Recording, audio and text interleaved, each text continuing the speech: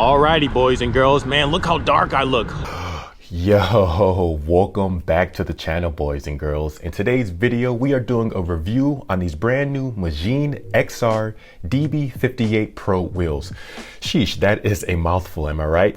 So we're going to be talking about the specs on these brand new wheels. We're going to be talking about the price, my thoughts on them, all the good stuff that you come to expect in a wheel review. Oh, and by the way, if you are new to my channel, my name is Patrick Lino, and I am a cyclist here in the Chicagoland area who builds bikes, who does bike reviews. And if you really want to support the channel, then maybe consider sending me out a brand new iron, because apparently I forgot to iron my shirt before I started this video. So without further ado, let's begin. Now, like I mentioned in my intro, guys, today we are reviewing these Magene EXAR DB58 Pro wheels. And so far, I've been really enjoying these wheels. And in my opinion, I think that these are some of the best wheels that you can buy on the market today for under $1,000 USD.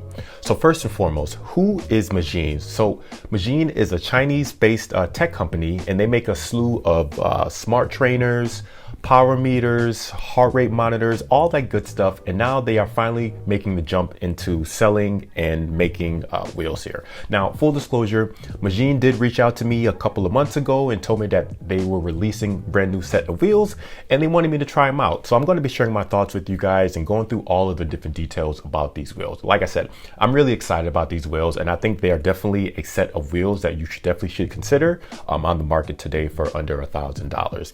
So the specs on these EXAR DB58 Pro wheels here. So the retail price on these at the time of this video is $881 USD.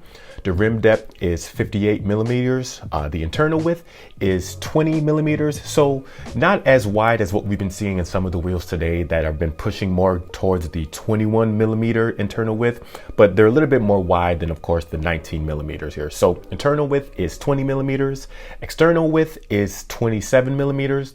We have steel bearings. We have a pillar wing, 20 spokes, straight pull, and then the spoke pattern is a 2-to-1 ratio here. Now, as you guys know from my past videos, I'm not any sort of engineering, so I'm not going to give any of sort of the engineering opinions or specs on that because I just don't know here.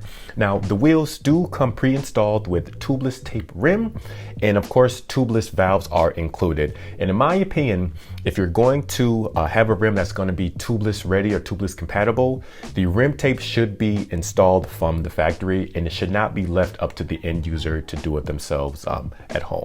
This should just be standard across all price ranges, whether you're spending $500 on wheels, although you shouldn't, all the way up to the higher price ranges out there. Alrighty, boys and girls, let us do a real world weight test on these wheels here. A quick shout out to Isaac Hayes' Shaft. This is an amazing movie as well as an LP. So if you haven't seen the movie or even heard this album, make sure you definitely go check it out. But anyway, so Magene advertises the weight of these wheels to be 1,490 grams. So let's see what we actually get. Now, keep in mind that tubeless rim tape has already been installed from the factory, and that usually accounts for maybe 25 to 30 grams. However, we have already removed the tubeless valves, so just keep that in mind as well here. So their weight is 1,490 grams. Let's see what we get ourselves. So first we're doing the rear wheel. So rear wheel, we get a total of 841 grams. Alrighty. So that is for the rear wheel. Alrighty.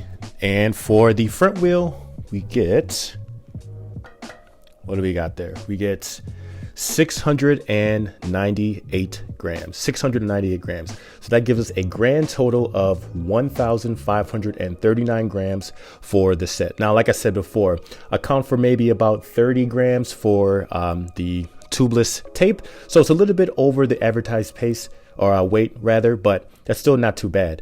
Let's continue. Before I tell you about how I actually feel about the wheels and who I think these wheels are for, I have to tell you kind of what happened with Magene. It's kind of a negative here, but I'm going to explain as well as how Magene was able to rectify the issue. So when they first sent out the wheels to me, I had the rear wheel installed on my Dangfu R12, as you see behind me. There was no issues with the rear wheel. Now the front wheel, however, there was an issue where no matter how I tried to calibrate and align the front caliper, I would have the significant disc rub on the brake pads. I couldn't figure out why, and I thought maybe it was just user error on my part. So I used the same rotor across about 5 or 6 different wheel sets and there was no issue. However, with this particular set of wheels, this front wheel on this Magene wheel, I kept getting significant brake rub to the point where I couldn't even get the caliper to align properly without any sort of rubbing here. Now I tried using a shim on there, which did work temporarily, but that's not a finalized fix. Alrighty guys, so now I put back on the Magene wheel using the same exact 160mm rotor that I had mounted on that previous Velo build wheel. Now as you can see here, now this isn't really a shadow, but as you can see that there is at least a 1 to 2mm gap on the left side of that caliper here. Now, of course, when you're swapping out wheels, you should expect there to be a little bit of rubbing where you need to align, but because that gap is so huge to the left, that means that the rotor is being pushed all the way to the right of the caliper there, and so there's just not enough tolerance and there's not enough movement to be able to align that caliper without any significant brake rubbing. So my guess is that the flange on this particular wheel that I have, it might be just out of tolerance, I don't know, but it's too far wide and it's too thick that it's pushing on that brake pad to the right, and there's really just no way to align the caliper without using some sort of shim or washer or anything like that. So just to be certain, I'm going to put on a third set of wheels here just to show you guys what I'm talking about. Let's continue. Alrighty guys, now the third wheel I have on here is a Windspace Hyper 65 wheel set here. Now the rotor is not the same that I had on my Magene or the Velo build here, because I want to keep the same rotor for my Windspace wheel here. But I was able to mount this wheel onto this frame with no issues here. And even though there is a little bit of rub here because the rotor is slightly different, the fact remains that I'm still able to align this caliper if I needed to, because there's just enough tolerance with this wheel and this rotor to allow me to do so. When I originally had those rotors on the Magene wheels here, it was just so tight that there would be no way for me to wiggle and adjust that caliper for it to be able to roll nicely without any sort of brake rubbing here. So now that we've used 3 different wheels, we've used those same rotors that I was telling you about, we've used those twice. So far, it's still pointing that there's an issue with the Magene wheels. Alrighty guys, and just to make sure I'm not crazy, I went ahead and removed the rotor that I had on my Windspace Hyper wheel, and I went ahead and mounted the original rotor that I was using on my Magene wheels, and that same exact rotor that I had on my Velo build wheel, which I was able to perfectly aligned with this brake caliper with no rubbing here. So I wanted to make sure that I had this experiment to be controlled, that I'm using all the different variables here. So again, this is the rotor I had on my Velo build wheel that I had lined to these calipers, and there was no brake rubbing. So let's just see.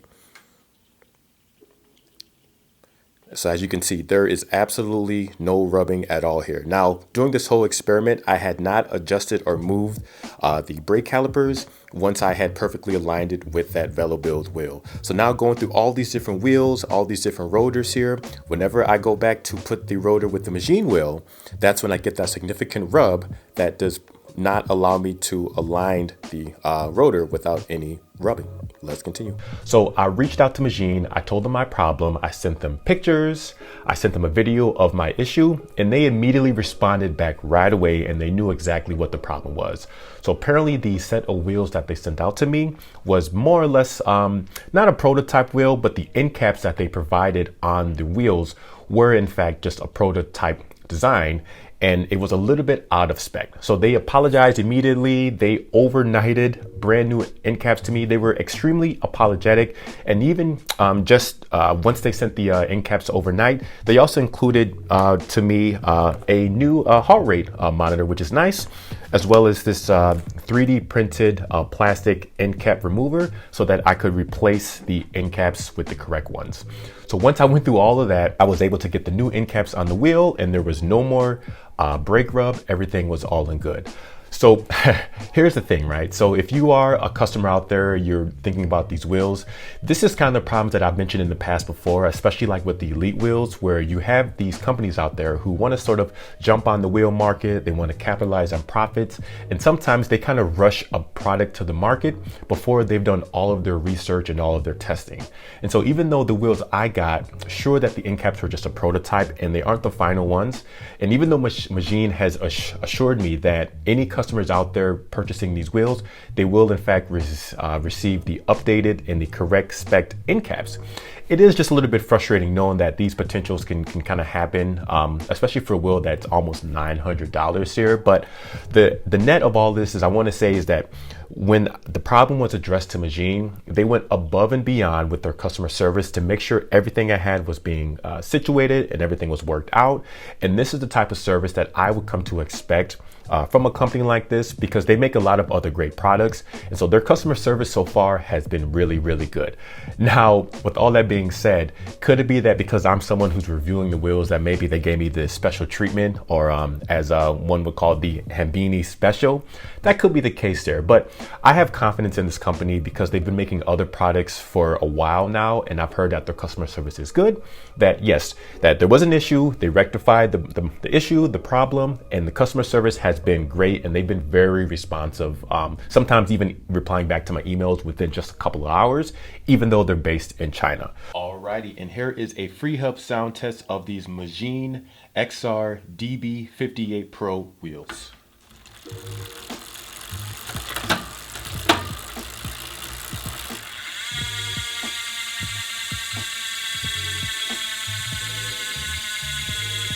Not bad, not bad. Okay, so now that all of that is out the way and if we fixed it, let's go ahead and talk about how I feel about the wheels. Honestly, I like these wheels a lot. I think 58mm depth is a great depth to be at. If you're someone who wants to still be aero, the wheels are relatively lightweight, for the price and everything like that. There is no issue with accelerating. Again, I'm not an engineer, so I don't want to speak too much on how these feel or how they roll. The tires that I've been using on these wheels, currently I'm using Continental GP5000 clinchers here with latex tubes. And I've mentioned this before in previous video that this is the setup. Latex tubes, GP5000s, these wheels feel amazing. And because they're using steel spokes rather than carbon spokes, they're not too stiff. So they're definitely a wheel that you can use every single day. You don't have to worry about any sort of potential fatigue if that does happen to you. They're just a comfortable wheel that you're getting all the aero benefits from there, and they're not gonna completely destroy your budget if you are someone that's gonna be using these wheels to race. So this brings me up to my next point here. Who do I think these wheels are for? In my opinion, I think these wheels are for someone who's on an extreme budget here that maybe can't spend $1,300 or $2,000 on a set of wheels. Now, of course, $900 is not cheap by any stretch of the imagination, but I've mentioned this time and time again. If you only have a limited budget on a complete bike build, you should definitely appropriate the majority of your budget to wheels, because wheels is going to make the biggest difference to your performance and just how the bike rides overall here. Now, I have other wheels in my arsenal that I've spent maybe only like $300 or $400 on, and you should 100% stay away from any wheels like that. Basically, in my opinion, I would not spend anything less than $700 or $800 on a brand new set of wheels, because either the customer service is not going to be good, or the wheels are just not going to perform the way you think they are, or just the quality control on the wheels are going to be average at best here. So for $900, you're getting a really good package for these. I think these wheels will be good for maybe some juniors who will be racing here, where if your parents spending money on your kids' wheels and you're worried about them crashing, you're not out there crashing $1,400 wheels. Now, granted, I don't think that these wheels are as good as, say, like a Windspace Hyper or an Elite wheel, but it's very close, and that's usually how it goes when you start spending more money. You could spend $300, $400 more on it, but you may not necessarily be getting $300, $400 worth more in terms of quality, but it doesn't mean that those wheels are better or worse than these ones. And so, yeah, for $900, if that's all you have to spend, these are definitely the wheels that I would purchase for myself, and I think they're definitely a set of wheels you should look at. I also forgot to mention that when you go to the website, because these wheels are brand new to Magene, they offer various depths of wheels as well, and thankfully they offer both rim brake and disc brake. So if you are a rim brake person out there still, the wheels will be slightly lighter, and they've sort of designed and engineered the rim brake version of these wheels to be more in line with the performance of rim brake wheels here. All right, guys, we are riding today the Magene EXAR DB58 Pro wheels, and I'm giving you guys some of my thoughts on the bike, because apparently you guys have been complaining in the comments that I don't give you enough of this sort of vlogging on the bike experience. So here we go. First thing you'll notice right away with these wheels is just how smooth the bearings are. Now the hubs overall, they're actually pretty quiet here. So if you are someone that doesn't like obnoxiously loud hubs, these are definitely the wheels for you here. They're nice and quiet, they're super smooth, they seem to roll really well. The other thing I want to talk about too is latex tubes. So if you are someone that is not fully convinced on using a tubeless setup for your road wheels, then I think latex is a great alternative. Now, as far as I know in my research and the studies that they've done in the tests, that you basically are getting all of the same performance with latex tubes that you would get with tubeless. Of course, the only difference being that with a latex tube, you know, the puncture is not going to seal itself here. So just keep that in mind, that I think this is a great stepping stone into the world of tubeless. Now, today's ride is just a recovery ride. Your boy's out here doing race intervals here. I've been doing a lot of smaller intervals here, doing like 3-minute efforts, 2-minute efforts, and they've just really been ripping off my legs these past couple of weeks. So as you guys know, it's always good to have a recovery day every now and then. So I'm just using today to go run some errands, gonna go to the bank, make a deposit, maybe get some coffee. No, I'm just kidding. I don't do coffee rides here. So just spinning the legs, running a couple of errands. But so far, like I said, with these wheels, guys, these wheels are very comfortable. They're not punishing because of these steel spokes rather than carbon. So definitely a type of wheel that if you're gonna do like a long ride on, these are very optimal for those kind of rides. You know, I realize I have yet to do a full review on my dang fool R12 frame set. And I'll tell you right now that the frame is really stiff, which is what you want in a race-focused race bike in aggressive geometry such as this one. However, the wheels are so comfortable, yet they're still aero, that they do kind of mitigate a little bit of that harshness. So yeah, if you want a stiff frame, but you want to have the choice to ride more comfortable wheels, well, bump. These are definitely the wheels to do it. So I think that's going to end this video today, guys. I want to give a big thanks to Magene out there for sending me out these wheels to test out. I'll have a follow-up video later on once I put more miles on it. So far I put about 300-400 miles on these wheels, and like I said, I really like them a lot. I think they're a fantastic everyday wheel if you only have $900 to spend. But as always, guys, if you have any questions, comments, or concerns, please feel free to leave them down below, and I will check you guys on the next one. Thank you so much for watching. Peace.